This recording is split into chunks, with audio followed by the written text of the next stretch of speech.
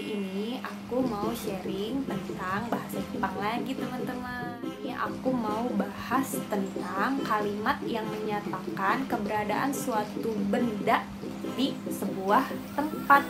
Misalkan ya, contoh kalimatnya ada kasur di kamar. Nah, itu kan menyatakan suatu benda di suatu tempat kan, bendanya kasur, tempatnya kamar gitu. Contoh lainnya misalkan ada AC di rumah gitu. Kalimat ini juga bisa digunakan untuk menyatakan ada tempat pensil di tas, itu juga bisa. Kita bisa menyatakan hal tersebut, misalkan ada cermin di tas gitu, itu bisa juga. Intinya kalimat ini menyatakan suatu benda di suatu tempat gitu. Yang pertama aku mau memberikan kosakata baru atau atarashi kotoba ke teman-teman ya. Nah, sekarang aku mau nyontohin kalimat suatu benda yang berada di suatu tempat. Nah, tempatnya ini di dalam rumah dulu ya. Jadi dari rumah dulu nih, bahasa Jepangnya apa sih? Rumah dalam bahasa Jepang adalah uchi atau sering juga disebut iye. Rumah dalam bahasa Jepang adalah uchi atau iye. Untuk yang selanjutnya kita bahas ruangan yang ada di rumah nih. Beberapa ruangan aja yang aku kasih tahu ya. Yang pertama ada kamar. Nah, kamar dalam bahasa Jepang adalah heya. Heya. Kamar dalam bahasa Jepang adalah heya. Selanjutnya yaitu dapur.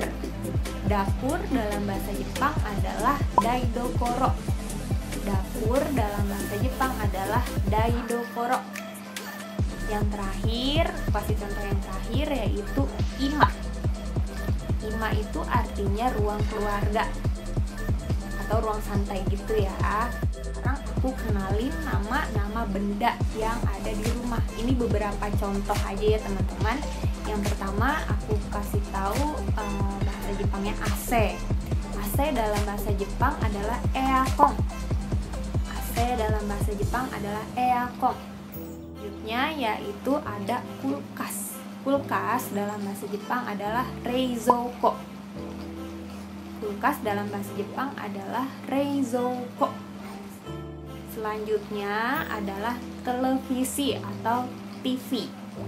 Dalam bahasa Jepang adalah terebi. Terebi. Itu aja kosakata yang aku kasih ya teman-teman. Nanti di akhir video insya Allah aku cantumin beberapa kosakata. Sekarang kita lanjut ke pola kalimat atau dalam bahasa Jepang adalah bunpo. Kalimat yang pertama contohnya misalkan di ruang keluarga ada televisi. Di ruang keluarga ada televisi. Nah, gimana tuh dalam bahasa Jepang? Yang pertama kita ubah ke dalam bahasa Jepang adalah tempatnya dulu. Tempat, terus dikasih partikel ni. Baru bendanya. Baru abis itu di akhir kalimat ga arimas. Jadi tadi tempatnya tuh apa? Ruang keluarga kan? Ruang keluarga berarti ima. Terus tambahin ni, bendanya apa? TV kan? Terebi ga arimas. Jadi bahasa Jepangnya di ruang keluarga ada televisi adalah imani terebi ga arimas. Jadi itu ya bahasa Jepangnya di ruang keluarga ada televisi. Imani terebi ga arimas. Mi itu artinya di, terus ga arimas itu untuk menyatakan ada, artinya ada, tapi untuk benda mati. Kalau misalkan bahasa Jepangnya gini nih, di dapur ada kulkas. Di dapur ada kulkas. Tadi dapur bahasa Jepangnya apa yo? Terus kulkas apa? Berarti apa dulu yang diubah ke dalam bahasa Jepang? Tempatnya dulu. Tempatnya tadi apa? Dapur, benar. Dapur berarti daidokoro, abis itu partikel ni, abis itu bendanya apa? Reizouko. Terakhirnya tadi ada untuk benda mati apa bahasa Jepangnya? Ga arimas. Jadi bahasa Jepangnya di dapur ada kulkas adalah Daidokoroni Reizoku ga arimasu. Gitu ya teman-teman, itu untuk menyatakan suatu benda di suatu ruangan, dan itu menyatakan bendanya hanya satu. Kayak tadi misalkan di dapur ada kulkas, di ruang keluarga ada TV, benda yang disebutkan cuma satu kan. Nah terus kalau misalkan bendanya lebih dari satu dan aku mau nyebutin semuanya gimana nih? Kalau misalkan lebih dari satu bendanya, misalkan mau menyebutkan di ruang keluarga ada TV, ada AC, ada apalagi kipas angin, ada TV, ada AC, ada kipas angin, ada AC, ada kipas angin juga ya. Itu tinggal ditambahin partikel to. Partikel to. Nah, partikel to itu artinya dan. Jadi setelah kata benda, kalian tinggal tambahin to. Contohnya tadi adalah bahasa Jepangnya, di ruang keluarga ada kipas angin, ada AC, ada apalagi tadi TV. Itu bahasa Jepangnya berarti sama seperti tadi urutannya. Berarti ruangannya dulu kan. Ruangannya berarti imani. Terus misalkan AC-nya dulu yang disebutin. Earphone, to, senpuki, to, terus terebi ga arimasu. Jadi itu kalau kalian pengen nyebutin semua bendanya pakai partikelnya yang to ya. Itu ya teman-teman, kalau untuk yang menyatakan bendanya lebih dari satu dan untuk menyebutkan semua bendanya itu pakai partikel to setelah nama benda. Terakhirnya tetap ga arimasu. Gimana kalau misalkan bendanya banyak banget? Ada misalkan di ruang keluarga ada TV, ada AC, ada kipas angin, ada karpet, ada sofa. Nah itu banyak banget, emang harus kita sebutin satu-satu? Ya bisa aja sih, tapi pakai partikelnya yang to. Nah kalau misalkan kalian mau mewakili gitu, mau hanya mewakili aja, kayak misalkan kalian mau bahasa Jepangnya gini nih, di ruang keluarga ada TV, AC, dan lain-lain. Nah itu gimana? Tuh berarti kan teman-teman mewakili aja gitu ya, di ruang keluarga ada TV, AC, dan lain-lain. Itu pakai partikel ya, dan itu pasti nyambung ya, ya nado. Nah contohnya adalah imani terebiya senpuki nado ga arimasu.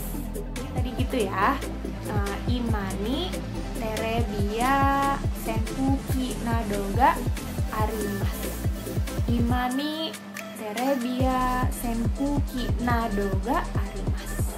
Untuk kalimat yang untuk menyatakan bendanya itu mau menyebutkan beberapa aja gitu, mau mewakili, pakainya partikel ya, tapi di belakang kalimatnya juga harus pakai nado. Jadi titik-titik ya, titik-titik nado ga arimasu gitu. Sekarang gimana caranya mau menyebutkan bilangannya? Contohnya kalau dalam bahasa Indonesia misalkan gini, di dapur ada 1 buah kulkas. Nah itu gimana kalau misalkan ada bilangannya? Sebelum kita masuk ke pola kalimat itu, ke bilangan yang tadi aku kasih tahu, kita harus tahu dulu nih kata bilangannya. Kalau untuk benda elektronik itu tuh kata bilangannya, satuan hitungnya ada misalkan ichidai, nidai, sandai, yondai. Itu untuk satuan mesin ya, yang elektronik gitu, yang bermesin gitu. Belakangnya ada dai-nya, berarti kalau untuk satuan yang elektronik tinggal angka, bahasa Jepangnya angka tersebut ditambah dengan dai. Lalu untuk yang non elektronik, seperti misalkan non elektronik ada lemari ya kan, non elektronik itu ada lemari.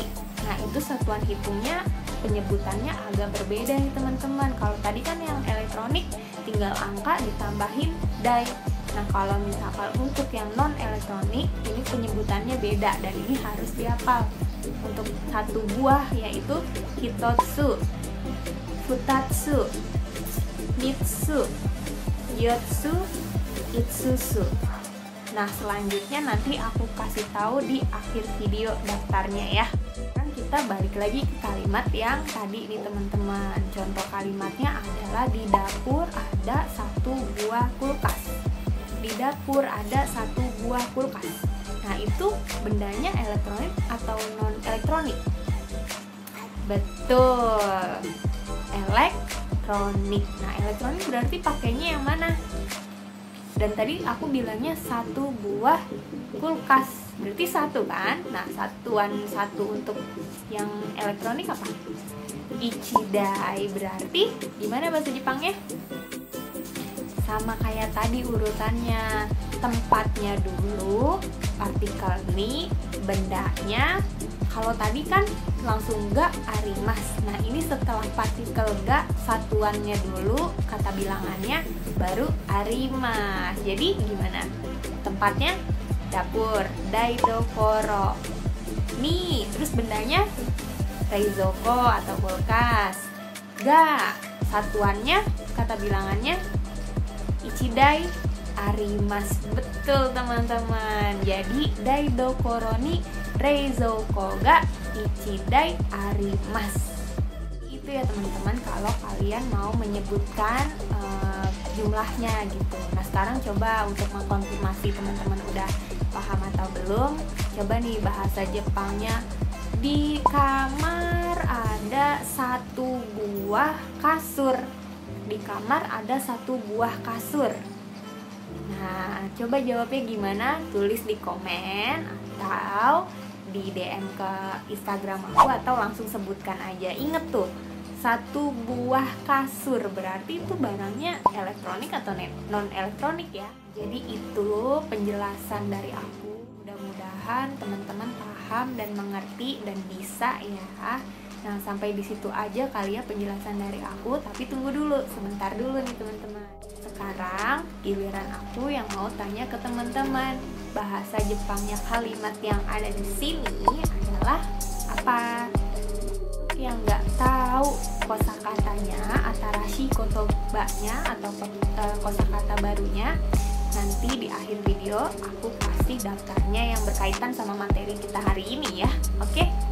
Segitu aja video dari aku, dan mohon maaf banget jika ada kesalahan. Jadi sekian video dari Sakura Pinku kali ini. Semoga bermanfaat. Kurang lebihnya mohon maaf. Sampai jumpa di video selanjutnya. Jangan lupa di like, share, dan subscribe channel Sakura Pinku ini ya teman-teman. Terima kasih banyak. Bye bye.